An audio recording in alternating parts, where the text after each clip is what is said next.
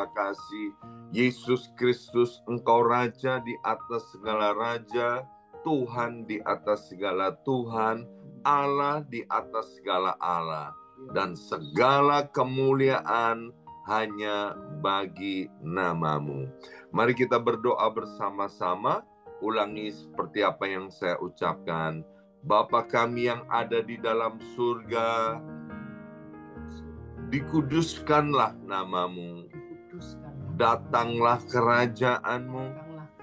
Jadilah kehendak-Mu di bumi ini seperti di dalam surga. Bapa yang baik, berikanlah kami pada hari ini rezeki yang menjadi bagian kami secukupnya, cukup untuk memberikan pinjaman kepada banyak bangsa, sedangkan kami sendiri tidak punya pinjaman. Cukup untuk menjadi saksi Tuhan, mulai dari Yerusalem, Yudea, Samaria, sampai ke ujung-ujung bumi. Cukup untuk menjadikan semua bangsa murid Kristus dan membaptis mereka dalam nama Yesus. Terima kasih Bapa untuk rezeki yang secukupnya, dan ampunilah dosa-dosa kami, ampunilah kesalahan kami, seperti kami pun mengampuni orang-orang yang bersalah kepada kami. Dan janganlah masukkan kami ini ke dalam pencobaan, tetapi bebaskanlah kami dari segala yang jahat. Sebab Engkaulah yang empunya kerajaan, kuasa, dan kemuliaan sampai selama-lamanya. Dalam nama Tuhan Yesus, kami sudah berdoa. Haleluya, haleluya.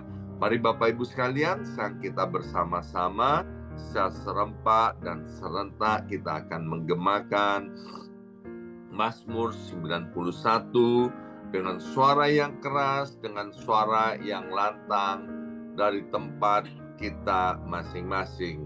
Alkitab berkata, mati dan hidup dikuasai oleh lidah. Siapa suka menggemakannya akan memakan buahnya.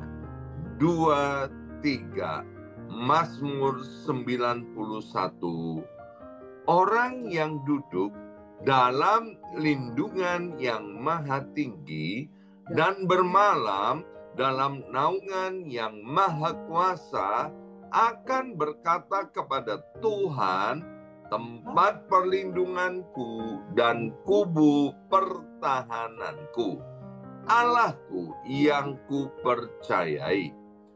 Sungguh Tuhanlah yang akan melepaskan aku dari jerat penangkap burung dan dari penyakit sampar yang busuk. Dengan kepaknya Tuhan akan menudungi aku. Di bawah sayapnya aku akan berlindung. Kesetiaan Tuhan ialah perisai dan pagar tembok. Amin, amin, amin. Terjadi di dalam nama Tuhan Yesus. Aku tak usah takut terhadap kedahsyatan malam, terhadap panah yang terbang di waktu siang, terhadap penyakit sampar yang berjalan di dalam gelap, terhadap penyakit menular yang mengamuk di waktu petang. Walau 1.000 orang rebah di sisiku dan 10.000 di sebelah kananku, tetapi itu tidak akan menimpa aku. Aku hanya menontonnya dengan mataku sendiri dan melihat pembalasan terhadap orang-orang fasik. Sebab Tuhan ialah tempat perlindunganku, yang maha tinggi telah kubuat tempat perteduhanku. Amin, amin, amin. Terjadi di dalam nama Tuhan Yesus. Malapetaka tidak akan menimpa aku, dan tulah tidak akan mendekat kepada kemahku. Sebab malaikat-malaikat Tuhan akan diperintahkan oleh Tuhan kepadaku untuk menjaga aku di segala jalanku. Para malaikat Tuhan akan menatang aku di atas tangannya, supaya kakiku jangan terantuk kepada batu. Singa dan ular tedung akan aku langkai. Aku akan menginjak anak singa dan ular naga. Amin, amin, amin. Terjadi di dalam nama Tuhan Yesus. Sungguh hatiku melekat kepada Tuhan, maka Tuhan akan meluputkan aku, Tuhan akan membentengi aku, sebab aku mengenal nama Tuhan. Bila aku berseru kepada Tuhan, Tuhan akan menjawab. Tuhan akan menyertai aku dalam kesesakan. Tuhan akan meluputkan aku dan memuliakan aku. Dengan panjang umur akan Tuhan kenyangkan aku, dan akan Tuhan perlihatkan kepadaku keselamatan daripadanya. Amin, amin, amin. Terjadi di dalam nama Tuhan Yesus. Terima kasih ya Aba ya Bapa, untuk hari yang baru, waktu yang indah ini, waktu-waktu yang berharga. Engkau masih anugerahkan kepada kami kekuatan dan kesehatan. Bahkan hari ini berbicaralah kepada setiap kami melalui kebenaran firman Tuhan. Berkati hamba firman-Mu, saudari kami Nika Anderson, dan biarlah pewahyuan dari sorga turun atas setiap kami, sehingga benih firman Tuhan yang ditaburkan tidak ada satupun yang kembali dengan sia-sia. Dalam nama Yesus, yang siap mendengarkan firman Tuhan, angkat jempolnya ke depan dan katakan amin 3 kali. Amin. Amin. Amin. Amin. Amin. Amin. Salam kebangkitan, salam penuaian. Salam penuaian. Semangat pagi. Semangat pagi. Semuanya semangat pagi. pagi. Apa kabarnya Bapak Ibu semuanya? Ya, senang sekali ya, setiap hari boleh bersama-sama dengan Bapak Ibu menyatukan hati di alam roh, dan kita berdoa di dalam nama Tuhan Yesus ya.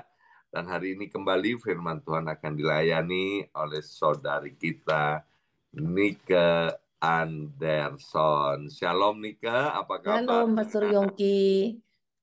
Iya. Terima kasih untuk waktunya. Iya, senang sekali boleh mendengarkan firman Tuhan yang akan disampaikan oleh Nika. Silakan Nika, waktu dan tempat untuk Nika. Amin.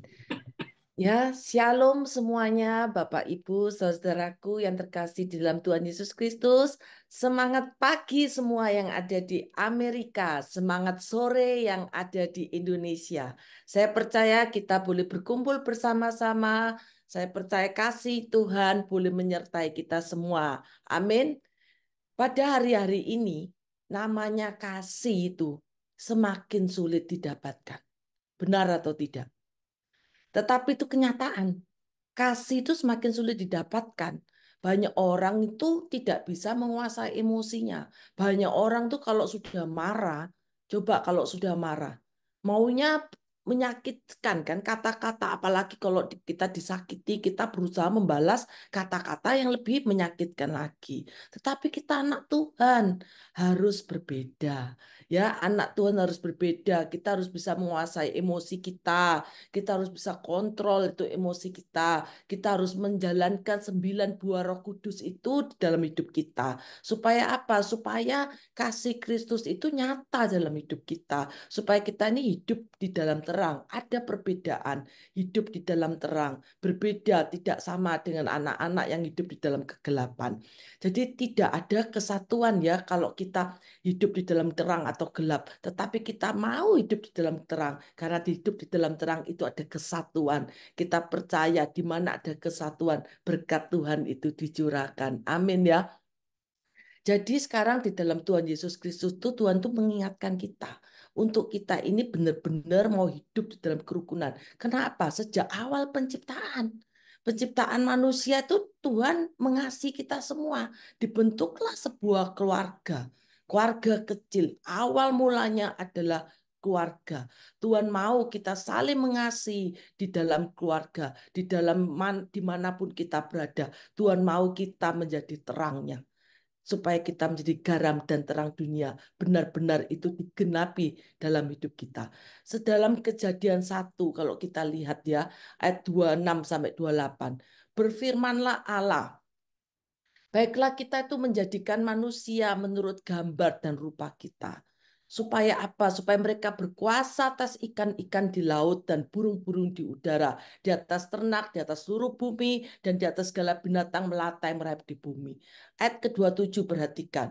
Maka Allah menciptakan manusia itu menurut gambarnya. Menurut gambar Allah diciptakannya dia, laki-laki dan perempuan diciptakannya mereka.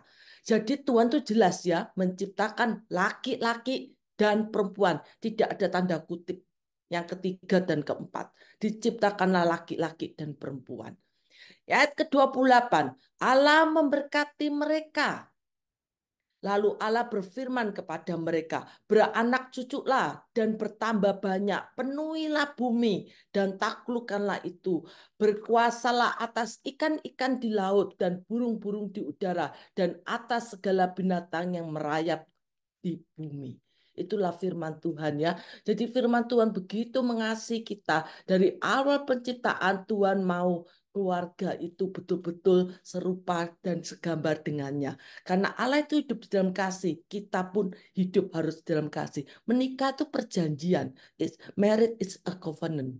Jadi menikah itu perjanjian di hadapan Tuhan dan di hadapan manusia. Jadi kalau yang sudah menikah, benar-benar pegang perjanjian itu. Ingatlah, kita tidak berjanji secara pribadi aja, tetapi kita berjanji di hadapan Tuhan dan manusia. Jadi di dalam Tuhan tidak ada perceraian ya. Di dalam Tuhan kita harus betul-betul menyelesaikan tanggung jawab kita, fungsi kita, peranan kita, baik itu sebagai suami, sebagai istri, sebagai anak, sebagai orang tua. Kita harus menjalankan apa yang menjadi tanggung jawab kita. Kalau kita perhatikan lagi di dalam Matius 12 ayat 25. Tetapi Yesus tuh mengetahui pikiran mereka lalu berkata kepada mereka. Sekali lagi, Tuhan Yesus itu mengerti setiap pikiran kita. Tidak ada yang tersembunyi di hadapannya. Maka Tuhan Yesus berkata, setiap kerajaan yang terpecah-pecah pasti binasa. Dan setiap kota atau rumah tangga yang terpecah-pecah tidak dapat bertahan. Jadi sering akhir-akhir ini banyak orang Indonesia ya datang ke Amerika, banyak akhir-akhir ini. Terutama keluarga-keluarga muda. Tetapi yang sangat disayangkan, beberapa keluarga-keluarga yang ke sini itu meninggalkan anak mereka di Indonesia. Jujur, saya kurang setuju dengan prinsip itu ya. Karena dimanapun prinsip kesatuan itu sangat penting.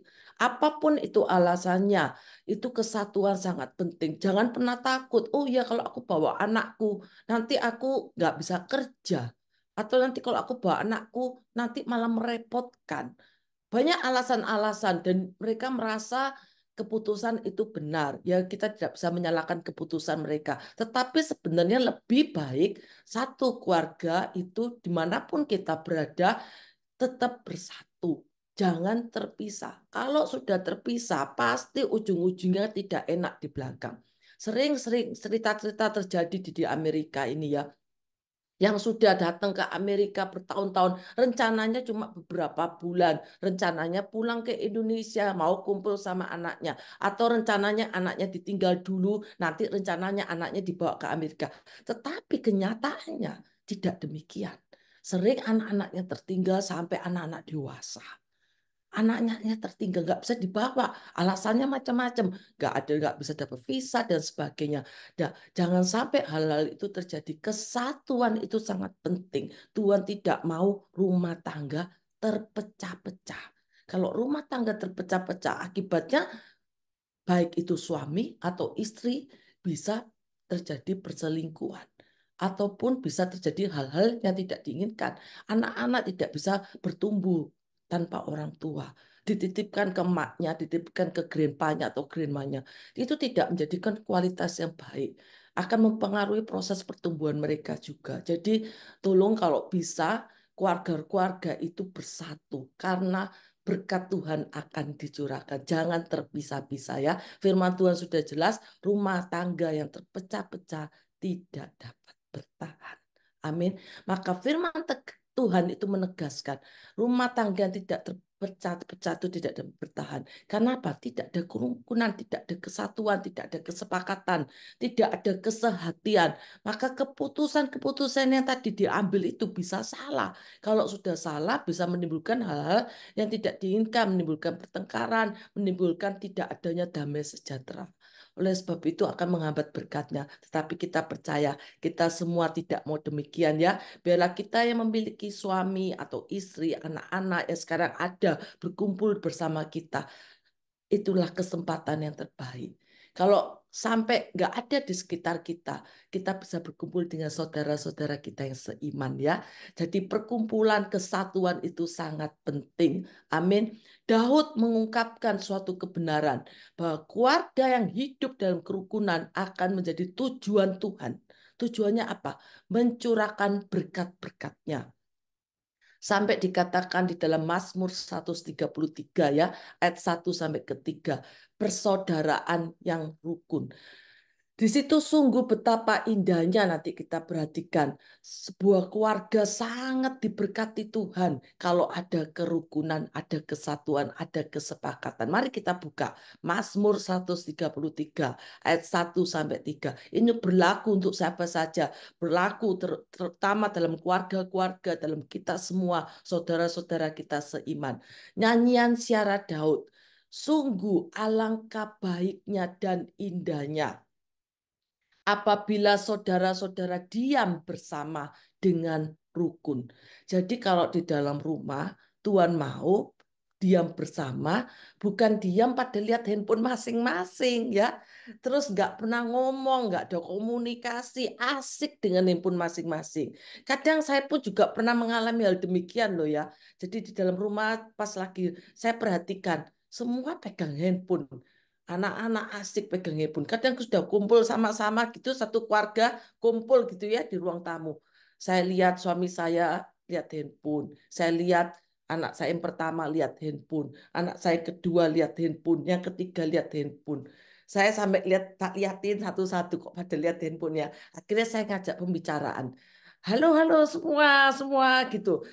Saya mulai buka pembicaraan, saya buka cerita. Akhirnya mereka taruh handphonenya masing-masing ya, otomatis ditutup satu-satu. Kita ngomong, enggak nyangka akhirnya mereka mulai terlibat. Jadi kalau bisa berkumpul itu kita tuh berkomunikasi, kesempatan itu ya. Jadi jangan tersuka-suka lihat handphone. Jadi kita berkumpul kalau perlu, ayo kepingin lihat film apa. Ayo kita sama-sama lihat film apa. Kepingin lihat film apa. Itu sudah ada perbedaan loh melihat film. Satu mau lihat action, satu mau lihat komedi, satu mau lihat drama. Itu sudah tidak ada kesatuan kan, bingung mau lihat film yang mana. Tetapi akhirnya kita ambil kesepakatan mau lihat film yang mana. Nanti janjian, kamu nanti lihat film yang ini nanti sama-samanya hari apa gitu ya. Jadi kerukunan itu harus kita ciptakan, harus kita usahakan. Karena kita nggak bisa tidak menciptakan, tidak mengusahakan sebuah kerukunan. Kalau kita cuman diam tanpa ada komunikasi, kerukunan itu tidak akan terjadi. Jadi sebelum kita merenungkan firman Tuhan ini ya, sekali lagi firman Tuhan itu saya mau sampaikan, keluarga yang rukun itu akan diberkati. Kita akan menerima janji-janji Tuhan ya. Tetapi satu hal kita harus ingat, kita punya tugas, peranan, fungsi masing-masing. Mari kita lihat Efesus 5 ayat 22 sampai 23.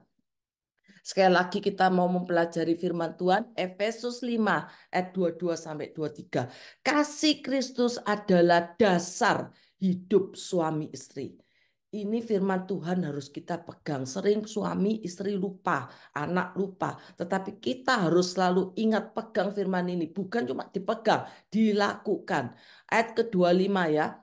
Hai suami, kasihilah istrimu sebagaimana Kristus telah mengasihi jemaat dan telah menyerahkan dirinya baginya. Jadi dilambangkan seperti Tuhan Yesus mengasihi jemaatnya. Demikianlah suami harus mengasihi istrinya. Ayat 28 lompat. Demikian juga suami harus mengasihi istrinya sama seperti tubuhnya sendiri. Karena tidak ada seseorang yang tidak mengasihi tubuhnya sendiri. Tetapi siapa yang mengasihi istrinya, mengasihi dirinya sendiri. Jadi para suami-suami harap diperhatikan untuk mengasihi istrinya sama seperti tubuhnya sendiri.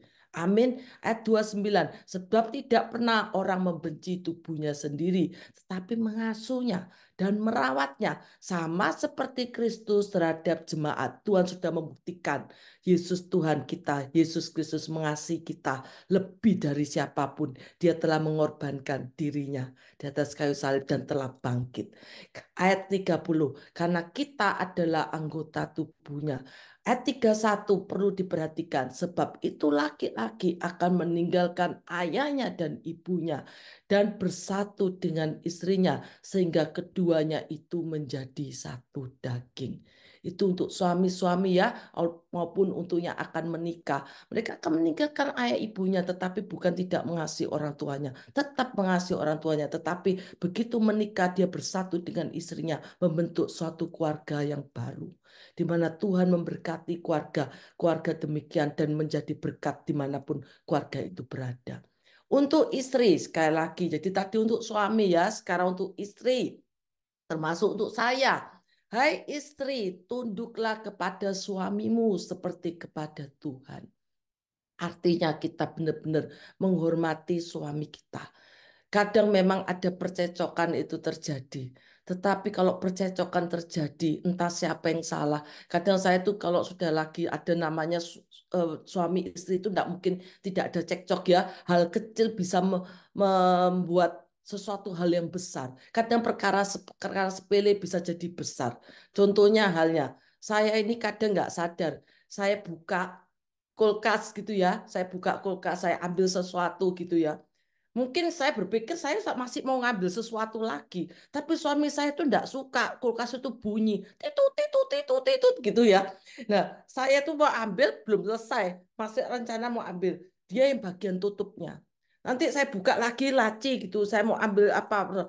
Kalau suami saya dari situ, dia selalu bilang sama saya, ini kok mesti dibuka, aku bagian tutupnya ini. Itu sudah suami saya pasti ngomel soal masalah buka tutup itu ya.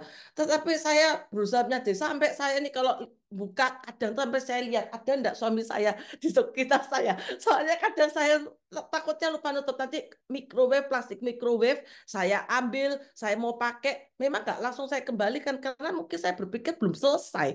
Plastik microwave ini masih mau saya pakai untuk lain-lain. Tapi suami saya tuh enggak suka lihat plastik microwave itu di tempatnya, bukan di tempatnya gitu. Jadi dia mau ditaruh di tempatnya. Kelihatannya kecil-kecil gitu, tapi itu bisa bikin ribut gitu ya di situ. Nah, akhirnya saya selalu menghindar, saya mengalah. Iya, iya belum selesai, ini masih tak pakai. Sampai tak pegang itu plastik microwave supaya nggak hilang. Soalnya kan belum saya taruh di sini. Plastik microwave itu bisa hilang di tempat lain lagi. Jadi hal-hal kecil demikian itu ya. Tetapi saya percaya kita tuh mau saling menghormati satu yang lama sama lain. Ayat kedua, karena suami itu adalah kepala istri, sama seperti Kristus adalah kepala jemaat, dialah yang menyelamatkan tubuh. Ayat 24, karena itu sebagai jemaat tunduk kepada Kristus, demikian jugalah istri kepada suami dalam segala sesuatu. Jadi kadang kalau saya emosi, namanya juga manusia ya, kadang emosi ya. Diomeli kan kita jengkel ya, otomatis kan kalau kita diomeli kita jengkel. Ada aja gitu misalnya diomeli apa. Begitu juga, wah kalau, tapi kadang suami kalau salah, jar, saya mau ngomeli juga nggak diomeli juga ya, karena memang saya nggak suka omel-omel. Tapi kalau itu bisa terjadi ya, kadang kita kayak mau membalas eh, perkataan demi perkataan, tetapi saya mau mengontrol emosi. Jadi saya dalam nama Tuhan Yesus harus saling mengampuni, dalam nama Tuhan Yesus menguasai diri. Soalnya saya nggak ada damai sejahtera. Selalu usahakan damai sejahtera. Apapun yang terjadi dalam rumah tangga kita. Untuk anak-anak, ada juga Efesus 6 ayat 1-3. Taat dan kasih. Hai anak-anak, taatilah orang tuamu di dalam Tuhan, karena haruslah demikian. Kita pun meskipun sudah jadi suami, istri, kita statusnya masih sebagai anak loh ya. Benar, karena kita punya orang tua. Hormatilah ayahmu dan ibumu. Ini adalah suatu perintah yang penting supaya yang nyata dari janji ini. Supaya apa? Ayat ketiga, supaya kamu berbahagia dan panjang umurmu di bumi. Jadi kita harus menghormati orang tua kita. Walaupun orang tua kita umpama selalu mengatakan sesuatu perkataan yang berulang-ulang, tetapi kita ini harus menghormati. Papa saya kalau cerita sekarang suka cerita yang sama.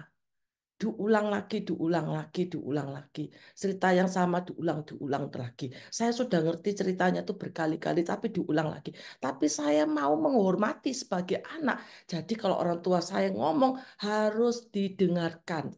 Harus didengarkan, harus benar-benar kita mendengarkan. Dan memberikan komunikasi yang baik. Supaya apa? Orang tua kita happy. Karena kita pun nanti juga menjadi orang tua. Tidak ada kita nggak jadi orang tua, kita makin lama makin tua. Amin. Tetapi kita percaya saat kita menjadi tua nantinya, kita hidup dalam kemenangan, kita hidup dalam kebahagiaan. Apa yang kamu tabur baik, kamu akan menuai baik. Jadi ada caranya juga ya bagaimana kita membangun kerukunan dalam sebuah keluarga. Yang pertama ada 3 hal. Bagaimana kita membangun supaya keluarga ini menjadi keluarga yang rukun. Satu, menyediakan waktu bersama. Katakan bersama saya, menyediakan waktu bersama. Memang kadang sibuk, apalagi yang kerja itu memang saya tahu saya sibuk, orang tua sibuk, tetapi kita harus mau menyediakan waktu bersama. Yang pertama menyediakan waktu bersama, yaitu kita membangun mesbah keluarga. Kita melakukan saat teduh bersama, merupakan salah satu cara terbaik. Ini anak saya pernah bertanya, Mami, Dedi, aku sudah doa kok, sudah doa sendiri-sendiri. Masa harus selalu datang sama-sama? Itu awalnya. Pada waktu membentuk mesbah keluarga, kita menerangkan bahwa pentingnya mesbah keluarga akhirnya menjadi sesuatu yang dilatih, menjadi sesuatu yang dilatih untuk mereka mau. Jadi sekarang kalau ayo waktunya mesbah keluarga, mereka udah tanya jam berapa, hari apa, itu karena istilahnya kok sama anak sekarang ini harus appointment ya. Jadi mereka tuh punya kesibukan masing-masing. Satu mau tidur jam sekian, satu mau pergi, satu mau, apalagi anak saya sudah besar. Jadi untuk menyediakan waktu bersama, berkumpul itu appointment. Kita bikin grup WhatsApp ya. Jadi itu ada appointment. Oh ya nanti kita mau doa kumpul bersama hari ini jam sekian tanggal ini. Jadi ada kesepakatan. Nggak gitu, nanti bisa terpecah-pecah sendiri, satu mau ke sana, satu mau ke sini. Jadi membangun mesbah keluarga, menyediakan waktu bersama. Banyak hal cara kita mau menyediakan waktu bersama ya. Dalam hal kita saling berkumpul, kita nonton bersama, kita liburan bersama, kita mau bermain bersama. Kalau dulu waktu kecil, saya paling suka bermain petak umpet. Tapi kok sudah besar, petak umpet itu susah karena tempat sembunyi nggak bisa kelihatan semua, ketahuan semua ya. Kalau dulu waktu kecil enak. Yang paling sering ketahuan siapa? Dedinya. Karena badannya paling besar sendiri. Jadi kalau dia sembunyi pasti cepat ketahuan. Anak-anak paling seneng kalau ketemu dedinya ya. apalagi di balik pintu langsung dor ketemu dedinya gitu ya. Itu menyediakan waktu bersama. Jadi membangun itu kita harus menciptakan. Kreasi itu sangat penting di dalam keluarga ya. Bahkan saat sudah remaja pun itu anak-anak senang diajak bermain. Sekarang kalau sudah remaja mainnya udah nggak petak umpet, mainnya main monopoli, lihat drama sama-sama, lihat movie sama-sama. Waktunya sudah beda, tetapi menyediakan waktu yang baik untuk anak-anak kita. Amin. Yang kedua, mempraktekkan kasih. Karena kalau kita di dalam keluarga tidak ada kasih, itu menjadi hambar. Kasih, rela berkorban. Contohnya, sebagai papa, sebagai mama, kita orang tua rela berkorban. Kita sudah capek, tapi kita masih mengantarkan anak-anak, entah itu mengantarkan anak-anak ke kursus, kegiatan olahraga, menjemput, dan sebagainya. Dan kita harus mempraktekkan kasih. Memang tidak gampang, tetapi kita harus rela berkorban, saling percaya, saling peduli, saling memperhatikan, saling mendoakan, menghargai, menghormati itu harus kita terapkan dalam kehidupan kita. Saya kadang sudah capek ya, contohnya saya sudah masak gitu ya. Tetapi kadang kalau sudah masak, kita kan pengennya orang tua udah masakan ini udah langsung dimakan ya habis. Contohnya saya masak rawon. Nanti begitu yang datang ada yang suka rawon. Oh mami thank you rawon. Tapi ada yang satu bilang, mami mau mac and cheese. Satu lagi bilang, mami mau bikin itu loh mie yang kapan itu mami bikin mie goreng. Jadi kan capek kita sebagai orang tua. Sudah nyediakin rawon, tapi minta dibikinin satu mac and cheese, satu mie goreng. Tapi karena kita kasih, itu tadi rela berkorban. Sudah saya buka lagi tuh dapur yang sudah dibersihkan. Satu bikin mac and cheese, satu bikin mie goreng, satu makan rawon. Nanti suami saya datang makan apa? Udah yang campur aja semua ini. Ya, seperti begitu ya. Jadi kita harus rela berkorban. Dalam hal-hal kecil sampai hal besar, capek kita berkorban demi kerukunan bersama. Kita mengundang damai sejahtera itu ada dalam rumah tangga kita. Amin. Yang terakhir, keterbukaan dan kejujuran ya. Itu sangat penting, keterbukaan dan kejujuran. Kalau kita mau hidup keterbuka, kita mau jujur, hal kepercayaan itu harus kita pegang, terutama hal keuangan itu diperhatikan juga. Semua hal-hal yang mengandung keterbukaan dan kepercayaan itu harus kita terapkan dalam hidup kita. Kalau tidak, itu tidak ada hal-hal yang baik terjadi dalam hidup kita, hidup rumah tangga kita. Karena firman Tuhan itu berkata, apa kesatuan kalau itu terjadi? Berkat Tuhan itu akan dicurahkan. Kalau tidak ada kesatuan, tidak ada kesatian, tidak ada kesepakatan, tidak ada keterbukaan, itu berkat Tuhan tidak dicurahkan. Firman Tuhan itu ya dan amin. Jadi percaya mulai hari ini, lakukan bagian kita yang terbaik.